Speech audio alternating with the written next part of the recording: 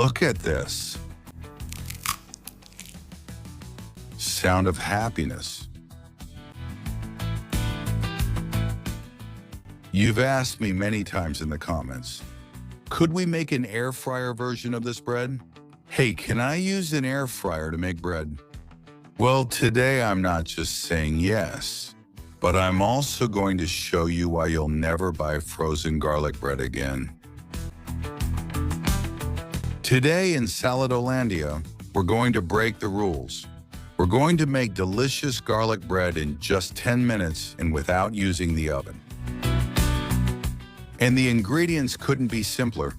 200 grams or 1.5 cups of all-purpose flour, 150 grams or 1 yogurt and a tablespoon, either plain or Greek style, 3 level tablespoons of butter and 3 cloves of garlic. And don't worry, kneading won't be a challenge either. It's easy, and almost effortless. Do you know this gadget? Do you know what it's for? Exactly, it's for peeling garlic quickly, cleanly, and efficiently. You just twist it with the garlic inside and voila, I've got it. No skin. I'm going to do the same thing again to have 3 peeled garlic cloves. And here I have another one that's good for grating. So I grate it directly and the garlic turns into a paste. In just a few seconds. If you don't have one, it's okay, crush it in a mortar, it works similarly. I admit that when I was a kid, I tried to make bread at home for the first time. Naturally, the result was more flour on my face than in the actual bowl. That's why I kept thinking about it until I came up with a lazy recipe. Although I like to call it smart. We're going to need flour and also yogurt. Yes, exactly. Yogurt is the trick to make it fluffy and moist inside without having to wait hours for it to rise. So we take a large bowl. In it, a plain, unsweetened yogurt. Look, I make a cut in each corner, and that way it comes out whole and perfect. Did you know that trick? You also add 200 grams of flour. All-purpose flour, just the regular kind, a teaspoon of baking powder, and salt to taste.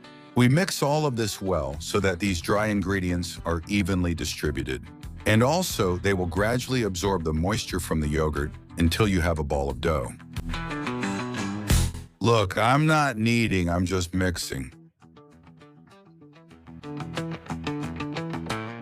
Little by little, it's starting to get denser, as you can see here. But don't worry, in just a few minutes, this will get better. And if you see that it gets stubborn, don't panic. In Saladolandia, we always try to make sure there are no problems. We don't get stressed, just a few more stirs and that's it.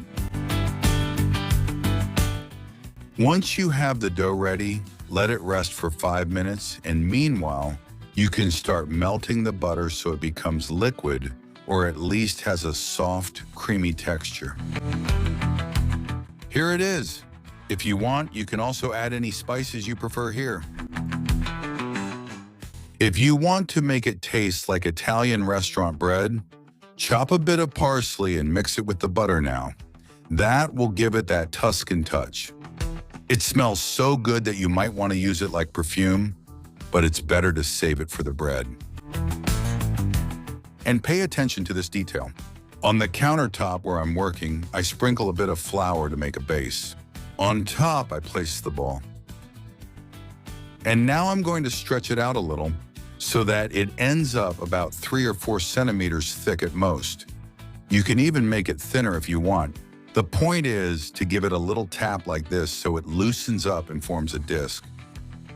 That disc is going to be very useful because it will make it easier for us to incorporate the butter and achieve that amazing texture. My trick to make this even easier is to do it in 2 steps.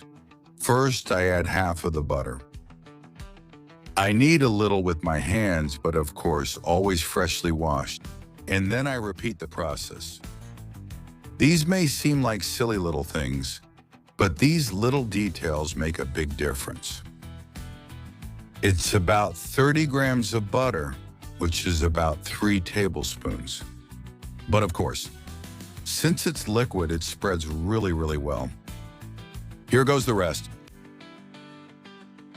I can use the spoon itself to spread it evenly by hand and make it easier for it to be absorbed. A promise is a promise, and I told you we'd give it one more pass to finish the dough.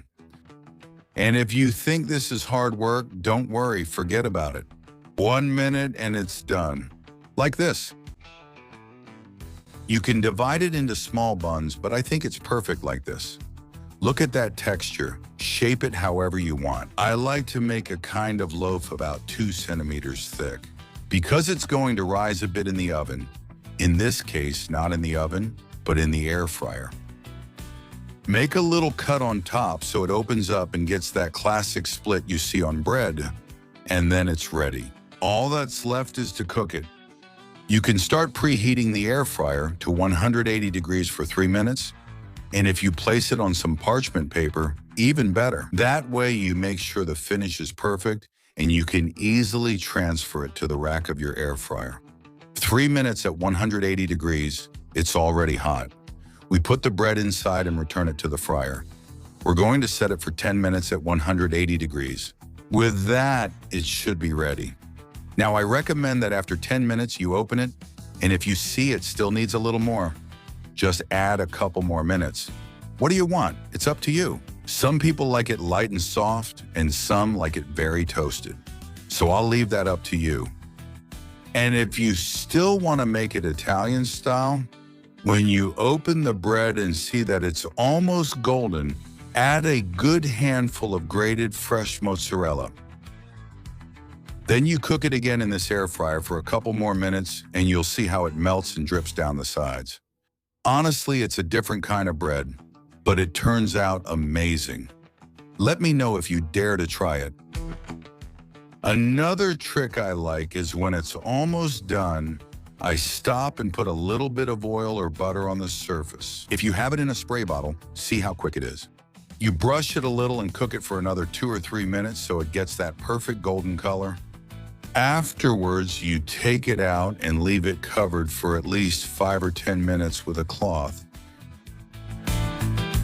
Today I had no bread at home and didn't want to go to the store, but I did have 10 minutes. So, a special bread to go with any meal, with as much salt and garlic as you like. And if you want, you can add parsley, cheese. You can make it however you like. Do you dare to try it? And for a sandwich while you watch your favorite show. Pure luxury. Yeah, do you want to see it from underneath? I know you do. Look, it's toasted on the bottom too. Delicious. Dare to make it, it's worth it. And besides, it costs very little and takes very little effort. What more could you ask for?